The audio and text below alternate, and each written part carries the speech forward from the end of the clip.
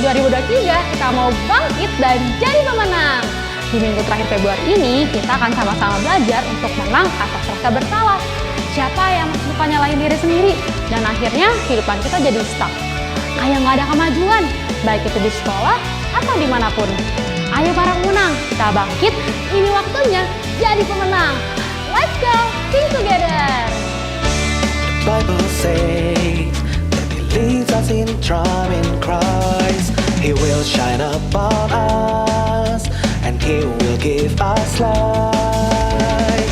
The Bible says, who waits upon Him will get rest. They run and don't grow weary. They walk and not be faint. The Lord is my portion, therefore I hope in Him completely. And I will never fall, 'cause Jesus holds my hands.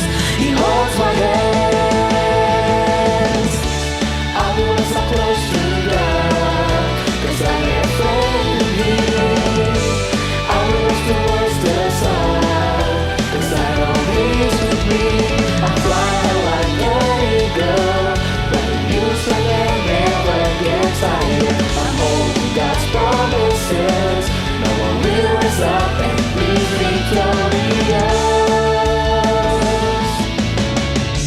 Janjimu, ku berjalan dalam kemenangan. Kau yang menuntunku, kau terang hidupku. Janjimu, ku beroleh kekuatan baru, berjalan tanpa lelah, berlari semakin kuat.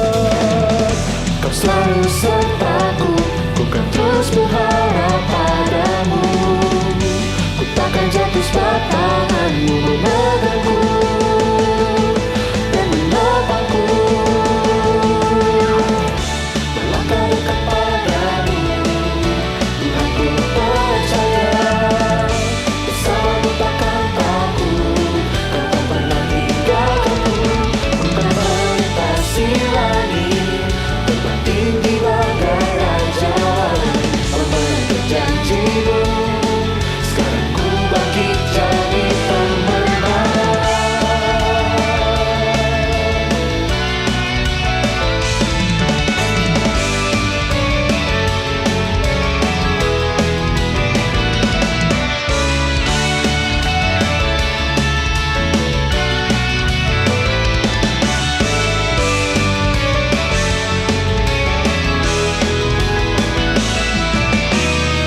Kau selalu sertaku, ku kan terus berharap padamu. Ku takkan jatuh sebab tanganmu memegangku dan menopangku. Melangkah dekat padamu, Tuhan ku percaya. Bersamamu takkan takut, Kau tak pernah tinggalkanku. Ku kan melintasi langit, terbang tinggi bagai raja langit. Memegang janjimu, sekarang ku bangkit jadi pemenang. I will so close to God, 'cause I have faith in Him. I will watch towards the sun, 'cause I know He's with me. I fly like an eagle, running news and I never get tired. I'm holding God's promises. No one will rise up and be victorious.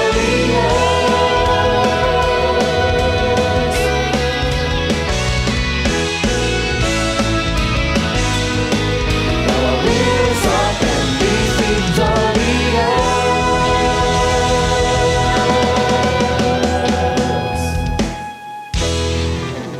Shalom adik-adik. Shalom. Yuk, sebelum kita mulai ibadah, kita lipat tangannya, tutup matanya dulu ya. Kita berdoa. Tuhan Yesus, sebentar kami mau mulai ibadah kami. Kami minta hadirat-Mu ya Tuhan, sertai kami dari awal sampai akhir. Urapi kami Tuhan, dalam nama-Mu kami berdoa. Haleluya. Amin.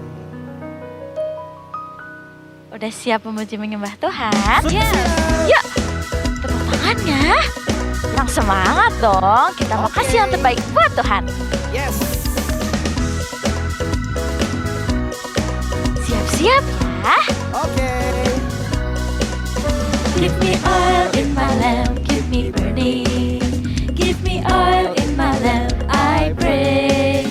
Give me oil in my lamp, keep me burning. Keep me burning till the break of day. Sekali lagi. Give me oil in my lamp, keep me burning. Give me oil in my lamp, I pray. Give me oil in my lamp, keep me burning.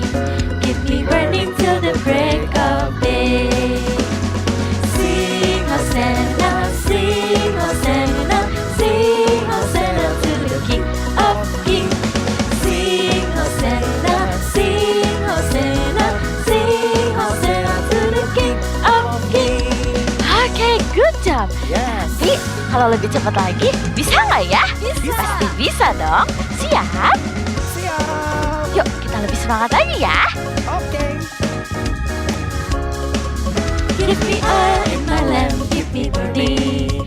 Give me oil in my lamp, I pray. Sekarang 3 kali. Give me oil in my lamp, keep me burning, burning, burning. Keep me burning till the break of day. Sing Hosanna, sing Hosanna, sing Hosanna to the King of Kings. Sing Hosanna, sing Hosanna, sing Hosanna to the King of Kings. Lebih cepat lagi, pasti bisa dong. Karena suaranya kalau siap puji Tuhan. Sing Hosanna, sing Hosanna, sing Hosanna to the King of Kings. Sing Hosanna, sing Hosanna, sing Hosanna to the King of Kings.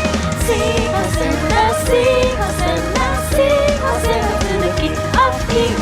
Sing Hosanna, sing Hosanna, sing Hosanna to the King of Kings. Good job. Silakan.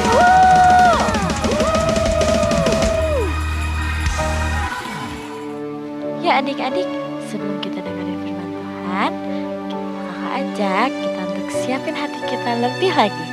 Kita mau sama-sama minta hadirat Tuhan turun lebih lagi, kita merasain hadirat Tuhan, oke? Kita menyanyi lebih sungguh-sungguh lagi, ya. Kita nyanyiin lagu ini sama-sama. Nanti kita angkat tangannya. Ku mau cinta Yesus selamanya. Ku mau cinta Yesus selamanya.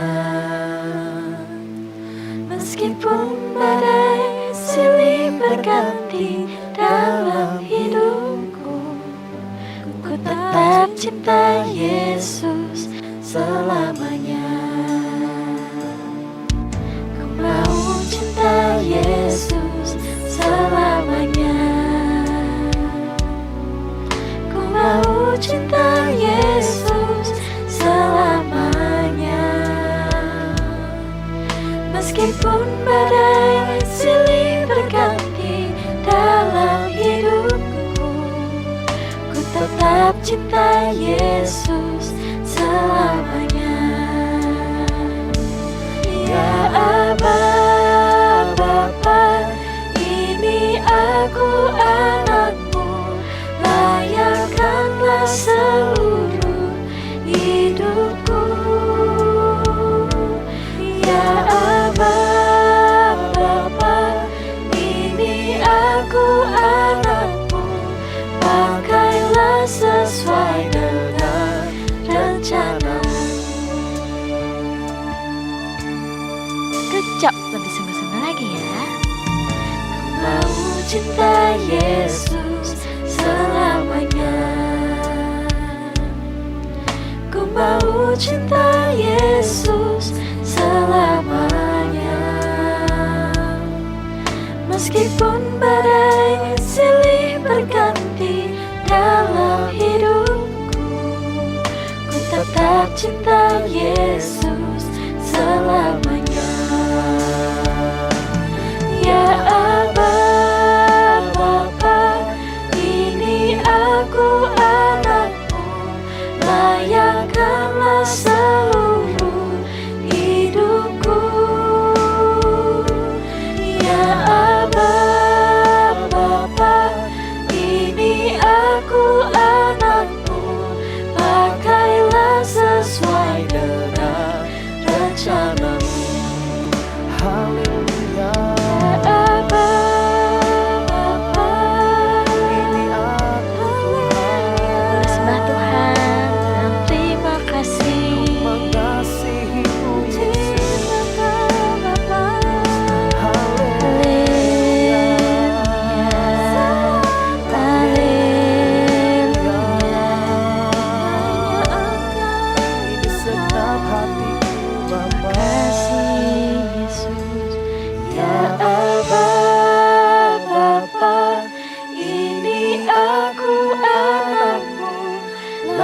layakanlah seluruh hidupku. Ya Aba, Bapa, ini aku anakmu, pakailah sesuai dengan rencanamu.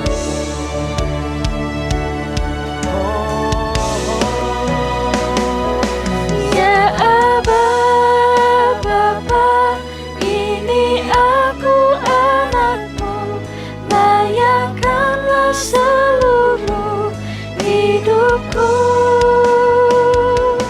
Ya Aba, Bapa, ini aku anakmu, pakailah sesuai dengan rencanamu. Pakailah sesuai dengan rencanamu. Pakailah sesuai dengan rencanamu. Beri tepuk tangan yang meriah buat Tuhan. Haleluya. Haleluya. Tuhan Yesus, kalau sebentar kami mau mendengarkan firman-Mu.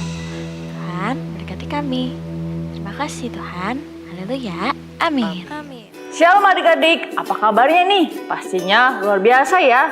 Adik-adik, tahu nggak? Ada seseorang yang masak nasi, tapi karena buru-buru, jadi dia nggak fokus masak nasinya. Akhirnya dia yang dikasih kebanyakan. Sehingga saat matang, jadi apa ya adik-adik? Bener, jadi bubur, bukan nasi. Saat melihatnya, orang itu kaget, terus menyesal. Kenapa tadi kasih airnya kebanyakan? Padahal sudah pengen makan dan sedang buru-buru. Tapi dengan menyesal, tidak dapat mengubah bubur itu jadi nasi loh adik-adik. Jadi, apa yang perlu dilakukan? Bersyukur aja.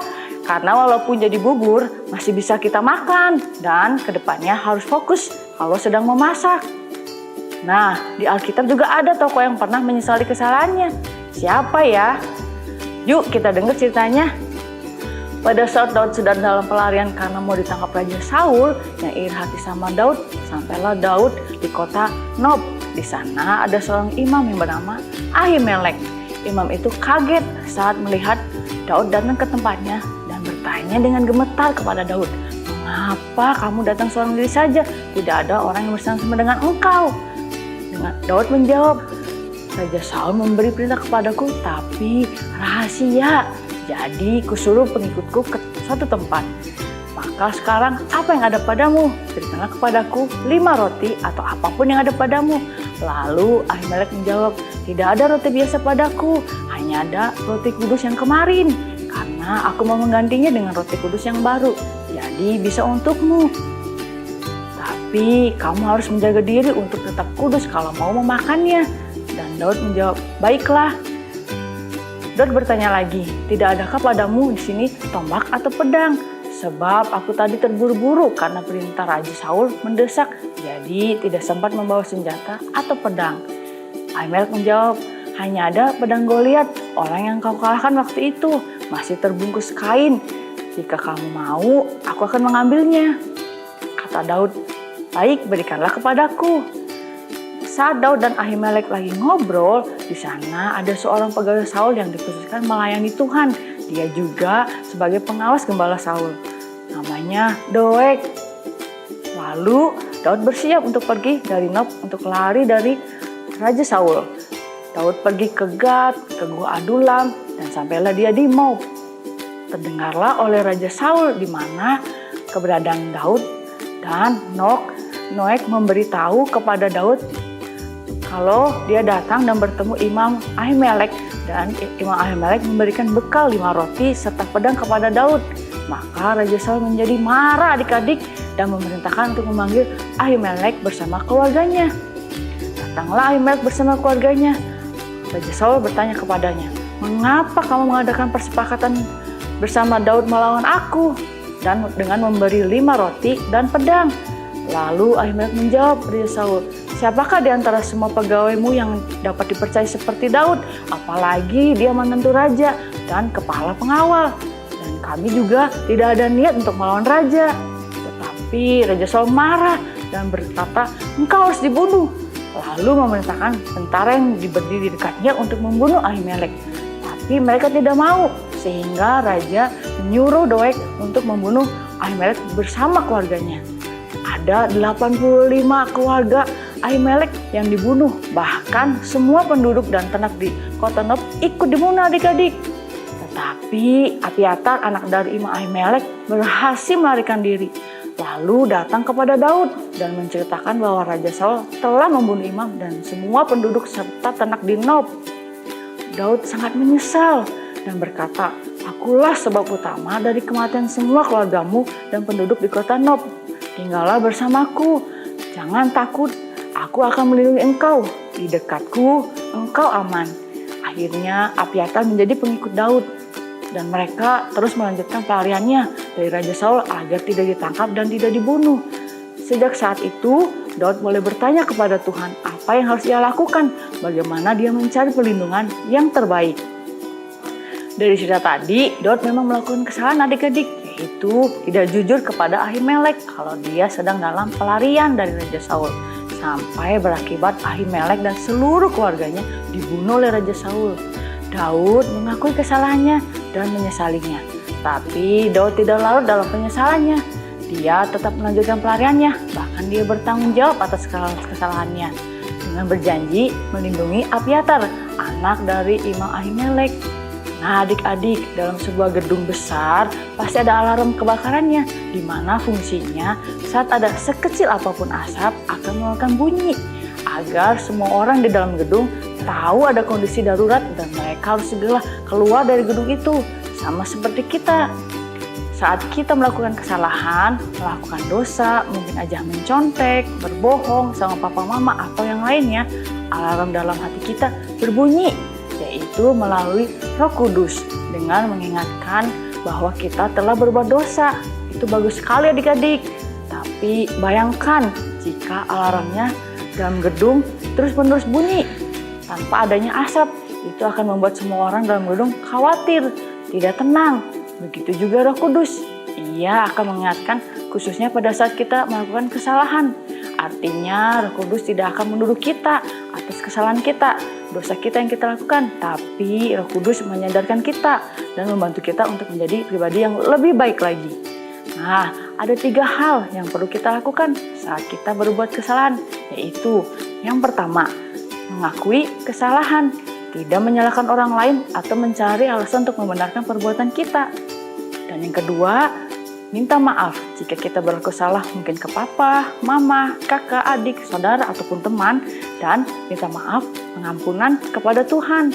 Karena saat kita mengakui kesalahan dan meminta maaf, maka Tuhan akan mengampuni kita seperti tertulis di 1 Yohanes 1 ayat 9. Jika kita mengaku dosa kita, maka Ia adalah setia dan adil sehingga Ia akan mengampuni segala dosa kita dan menyucikan kita dari segala kejahatan.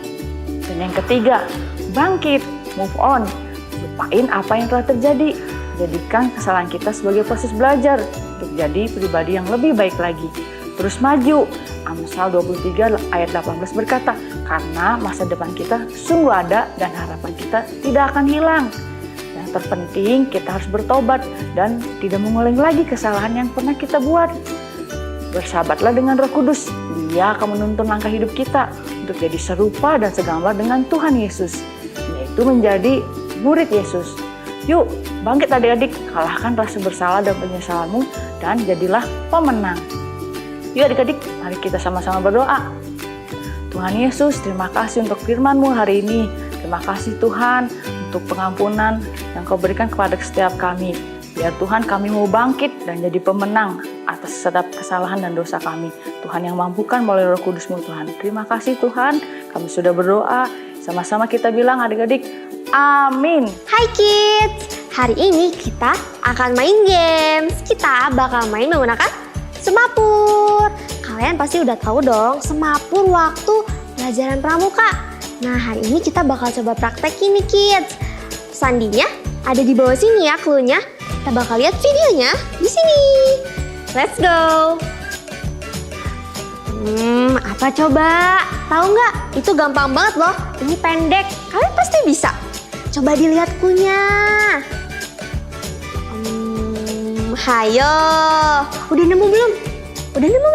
Oke, betul. Ini rise up. Good job. Ada satu lagi. Tapi ini lebih panjang. Kita pelan-pelan ya. Ini videonya. Kalian udah nemu belum? Ayo, lihat clue-nya di bawah sini. Gampang loh, kita bacain satu-satu. Apa ya? Pasti bisa. Apa coba? Apa? Bukan, coba sekali lagi. Lihat clue-nya di bawah sini, coba lihat. Gampang. Apa ya? Ayo coba lagi. Sedikit lagi, perhatiin baik-baik waktu perpindahan tangannya. Kalian pasti bisa. Apa? Betul, be victorious. Rise up, be victorious. Good job. Shalom parents, selama 2 minggu ini kita telah berproses yang dimulai dengan refleksi pribadi bagaimana cara kita menghadapi kemarahan anak selama ini dan juga praktek membangun hubungan dengan anak kita. Kita akan melanjutkan dengan mempelajari beberapa hal yang dapat dilakukan untuk membantu seorang anak ketika mereka dalam pergolakan episode kemarahannya. Yang pertama, memahami pemicu kemarahan anak. Di balik kemarahan sebenarnya terdapat sejumlah keinginan dan ketakutan anak yang tidak terungkapkan. Dengan mengetahui apa yang memicu kemarahan anak sebenarnya, maka parents akan lebih mudah membantu seorang anak. Dibutuhkan pemahaman tentang kelemahan seorang anak yang berkontribusi pada ledakan kemarahannya. Kita dapat belajar lebih banyak tentang anak dengan cara bersedia untuk mendengarkan mereka daripada selalu berbicara dengan mereka. Cepat mendengar, lambat untuk berkata-kata, dan lambat untuk marah adalah standar yang harus kita terapkan sebagai orang tua. Yang kedua, mengetahui konteks kemarahan anak. Jika anak marah atau tantrum hanya karena ingin makan atau minum atau perlu ke toilet atau ke kamar mandi dan juga perlu beristirahat, ini bukan berarti ada masalah dengan kemarahan mereka. Poin yang ketiga, membantu anak mematuhi instruksi.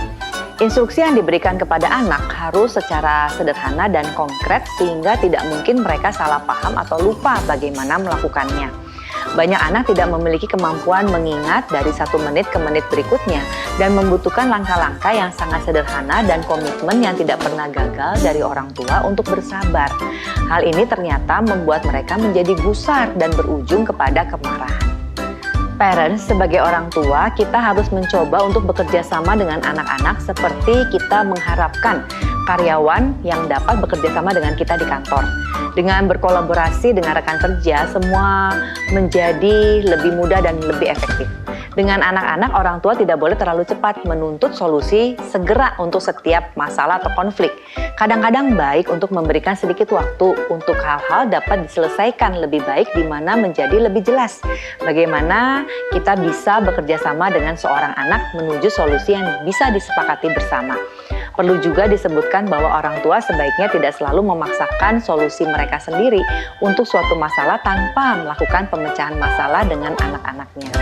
Hal ini membantu seorang anak untuk mengenali sudut pandang orang lain dan memahami bahwa bekerja sama bermanfaat bagi semua orang. Galatia 6 ayat 9-10 memberikan wawasan tentang hal ini. Dan janganlah kita lelah berbuat baik, karena pada waktunya kita akan menuai jika kita tidak menjadi lemah. Karena itu, selama masih ada kesempatan bagi kita, marilah kita berbuat baik kepada semua orang, tetapi terutama kepada kawan-kawan kita seiman, atau dengan kata lain, kepada keluarga kita. Semangat, semakin bertumbuh parents, Tuhan Yesus memberkati. Hai kids, kita mau ayat hafalan sama-sama ya. Ayat hafalan minggu ini diambil dari 1 Yohanes 1 ayat 9. Kita baca bareng-bareng ya. Jika kita mengaku dosa kita, maka Ia adalah setia dan adil, sehingga Ia akan mengampuni segala dosa kita dan menyucikan kita dari segala kejahatan. Wah, udah pernah dengar kan ayat ini ya? Tapi kita baca sekali lagi yuk. 1 Yohanes 1 ayat 9. Jika kita mengaku dosa kita, maka Ia adalah setia dan adil, sehingga Ia akan mengampuni segala dosa kita dan menyucikan kita dari segala kejahatan. Great job! Tuhan Yesus, terima kasih sudah menebus kami jadi milik-Mu. Kami dibebaskan dari dosa dan kami sudah diampuni. Karena percaya kepadamu, kami sudah dibebaskan. Tuhan Yesus, berkati Opa Niko dan kami semua untuk memberitakan Injil agar banyak orang yang percaya dan dibebaskan dari dosa dan kesalahan mereka. Mari kita siapkan hati untuk menerima berkat Tuhan. Demikianlah firman Tuhan. Tuhan memberkati dan melindungi engkau. Tuhan menyinari engkau dengan wajahnya dan memberikan kasih karunia. Tuhan mengarahkan wajahnya kepadamu dan memberikan damai sejahtera. Terimalah semua berkat yang terbaik ini hanya di dalam nama Tuhan Yesus Kristus. Amin.